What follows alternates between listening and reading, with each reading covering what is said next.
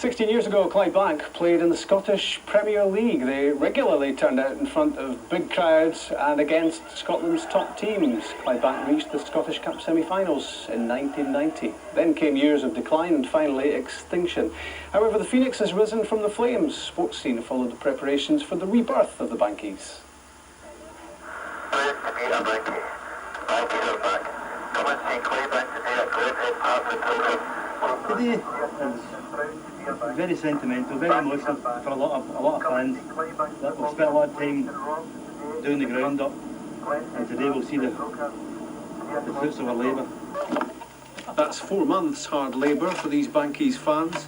Since March, they've been digging out and reshaping the terracing at Glenhead Park, the team's new but temporary home in Clydebank. It's been a race against time to get it ready, but they've not been on their own. They've had plenty help. We've been supporters of other teams. There was a Thistle supporter come up on a kind of regular basis, and the Wraith Rovers guy, and what was it last weekend, it was sort of like Falkirk Trust and a couple of Rangers Trust guys came up as well, and it's all kind of appreciated, all these other clubs chipping in. Go!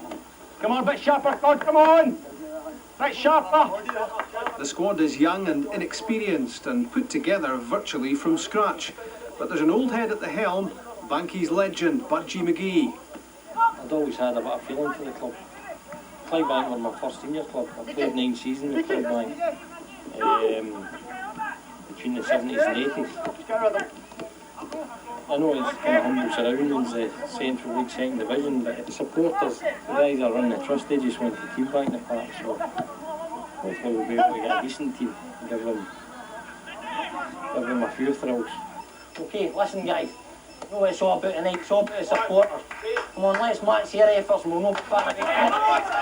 The first competitive game in Glasgow's East End has the new Clydebank up against one of Scotland's longest established clubs, Vale of Clyde.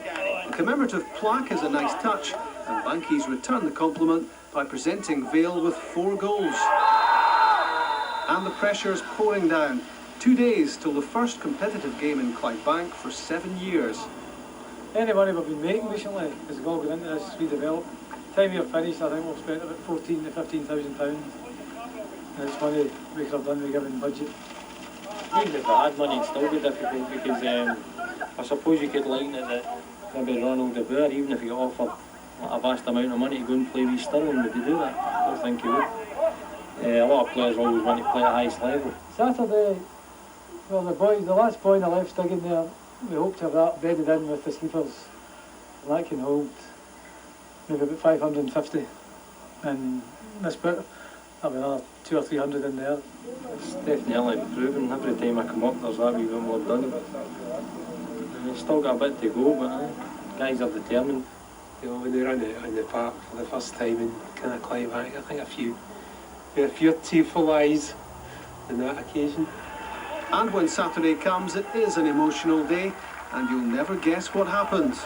Bankies are 2-1 down with 15 minutes left, and it looks like the tears will be of disappointment. That's until Budgie McGee does his super sub bit and squares the game himself.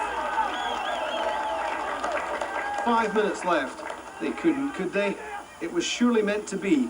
Clydebank score a late winner, prompting massive celebrations. You couldn't have scripted it better.